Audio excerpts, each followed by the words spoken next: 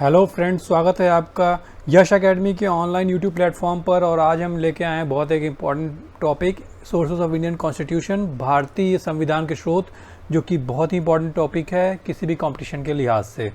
So let's start.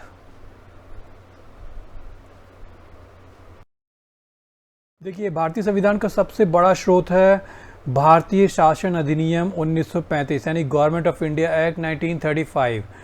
इससे हमने लिया है फेडरल स्कीम यानी कि संघात्मक ढांचा, प्रोविंशियल ऑटोनॉमी यानी कि प्रांतीय स्वायत्तता, पब्लिक सर्विस कमीशंस यानी कि लोक सेवा आयोग, ऑफिस ऑफ गवर्नर, गवर्नर का पद, जुडिशरी न्याय व्यवस्था और एडमिनिस्ट्रेटिव डिटेल्स। भारतीय संविधान के प्रावधानों का एक बहुत बड़ा हिस्सा भारतीय शासन अधिनियम 1935 से या तो सदस्यः या फिर उसमें भारतीयों के हिसाब से थोड़ा सा परिवर्तन करके लिया गया है।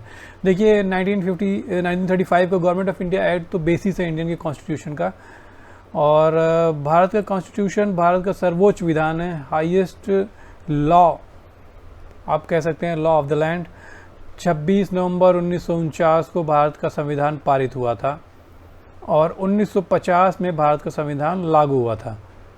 26 नवंबर को भारत में संविधान दिवस मनाया जाता है, कॉन्स्टिट्यूशन डे। और भारत का संविधान विश्व का सबसे लंबा लिखित संविधान है।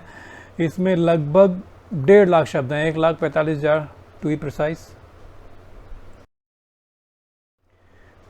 देखिए, इसके बाद संयुक्त राज्य अमेरिका यूएसए से सबसे ज़्यादा सोर्स किया गया है भारत का कॉन्स्टिट्यूशन। यहाँ पर हम देख सकते हैं कि मौलिक अधिकार यानी कि फंडामेंटल राइट्स, जो कि आर्टिकल 12 से लेके 32 तक जो कवर करता है आर्टिकल्स, वो लिया गया है यूएस के कॉन्स्टिट्यूशन से। फिर उद्देशिका का विचार यानी कि प्रीएम्बल भी यूएसए से लिया गया है। न्यायिक पुनरावलोकन का सिद्धांत यानी जुडिशियल रिव्यू का जो प्रिंसिपल है वो भी यूएसए से लिया गया है। संविधान की सर्वोच्चता, प्राइमेसी ऑफ द कॉन्स्टिट्यूशन, सबसे सर्वोच्च हमारा संविधान है, ये कॉन्सेप्ट भी यूएसए से लिया गया है। न्यायपालिका की स्वतंत्रता, इंडिपेंडेंस ऑफ जुडिशरी, ये भी यूएसए के संविधान से लिया गया है। निर्वाचित राष्ट्रपति एवं उस पर महाभियोग, इम्पीचमेंट ऑफ द प्रेसिडेंट पर जो महाभियोग लगता है उसका जो विधि है वो भी यूएसए से लिया गया है। उपराष्ट्रपति का पद यानी वाइस प्रेसिडेंट का पोस्ट भी यूएसए से लिया गया है। उच्चतम एवं उच्च न्यायालयों के या न्यायाधीशों को हटाने की विधि, removal of supreme court and high court जजेस, जैसा कि आप देख सकते हैं, तो वो भी यूएसए की संविधान से लिया गया है। यहाँ पे हमने एक तरीके से बाइलिंगुअल करने की कोशिश करी है ताकि जो इंग्लिश मीडियम के स्टूडेंट्स हैं उनको कोई दिक्कत ना हो। वित्तीय आपात, फाइनेंशियल इमरजेंसी भी यूएसए की कॉन्स्टिट्यूशन से लिया गया है। और इसी तरीके से लोक जनहित याचिका यानी पब्लिक इंटरेस्ट लिटिगेशन, जो कि पीआईएल हम बहुत बार न्यूज़ में सुनते हैं, वो भी यूएसए की कॉन्स्टिट्यूशन से ही लिया गया है। ब्रिटेन से, देखिए, ब्रिटेन से उस समय के संविधान में से बहुत कुछ लिया गया, जैसे संसदात्मक शासन प्रणाली, parliamentary form of government Britain के संविधान से लिया गया है। एकल नागरिकता एवं विधि निर्माण प्रक्रिया, सिंगल सिटीजनशिप, वो भी वहाँ से लिया गया है ब्रिटेन की कॉन्स्टिट्यूशन से। विधि का शासन, रूल ऑफ लॉ, हमारा आर्टिकल 14 ब्रिटेन के संविधान से लिया गया है। मंत्रिमंडल प्रणाली, जो हमारा कैबिनेट सिस्टम है। फिर परमाधिकार लेख भी यूएसए के ब्रिटेन के संविधान से लिया गया है। संसदीय विशेषाधिकार और द्विसदनवाद, बाई कैमरलिज्म, जैसे कि हमारा संसद के दो हिस्से हैं, राष्ट्रपति को अगर नहीं छोड़ के राष्ट्रपति के अलावा दो, यानी कि लोकसभा राज्यसभा है। और विशेषाधिकार यानी जो प्रिविलेज मोशन हम देखते हैं वो भी ब्रिटेन से लिया गया है।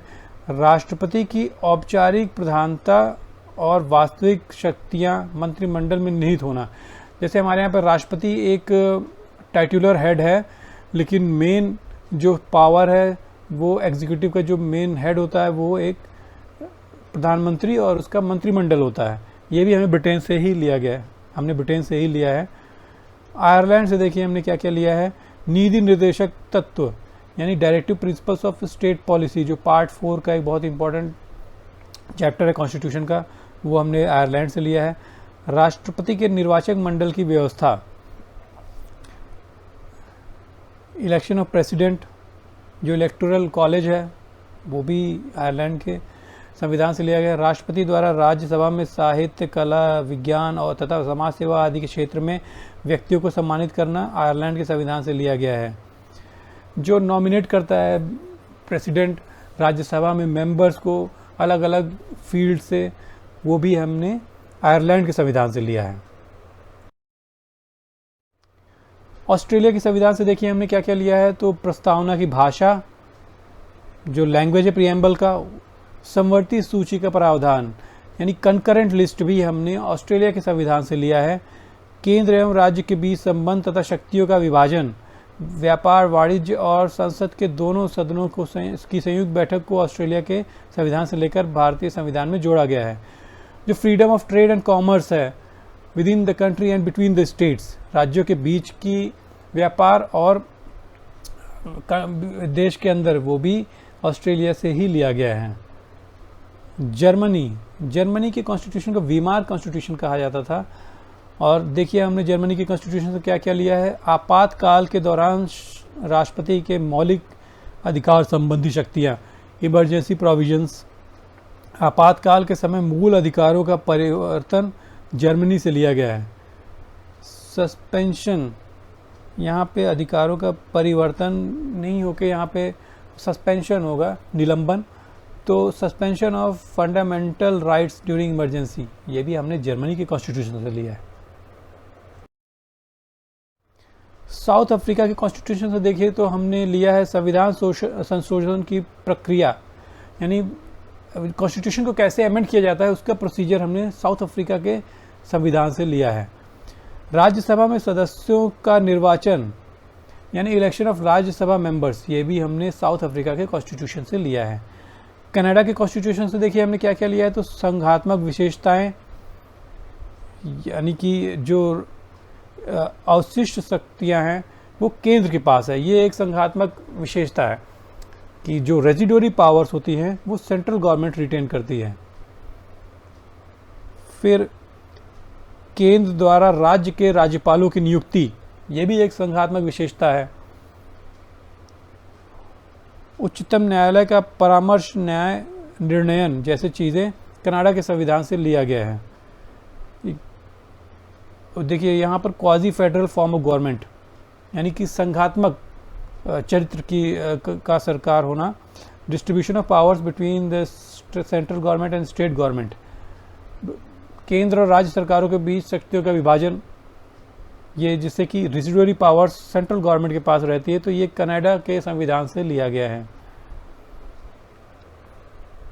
और उच्चतम न्यायालय, जैसे सुप्रीम कोर्ट से जो सलाह राष्ट्रपति लेता है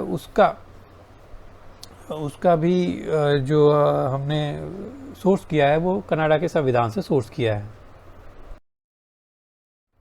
सोवियत संघ के संविधान से देखिए क्या क्या लिया है। सोवियत संघ, रूस को हम पहले सोवियत संघ कहते थे, 50 के दशक में रूस सोवियत संघ था। 1991 में सोवियत संघ कई राष्ट्रों में टूट गया। तो यहाँ से हमने उठाया है मौलिक कर्तव्य यानी फंडामेंटल ड्यूटीज़ का कॉन्सेप्ट। मूल कर्तव्यों और प्रस्तावना में न्याय, सामाजिक, आर्थिक और राजनीतिक का आदर्श सोवियत संघ से लिया गया था। यानी कि idea of social, economic and political justice जो कि प्रिएम्बल में दिया गया है वो भी हमने सोवियत संघ से लिया था। जापान से हमने विधि द्वारा स्थापित प्रक्रिया का सोर्स किया था जापानी इस कॉन्स्टिट्यूशन से, यानी प्रोसीजर एस्टैब्लिश्ड बाय लॉ।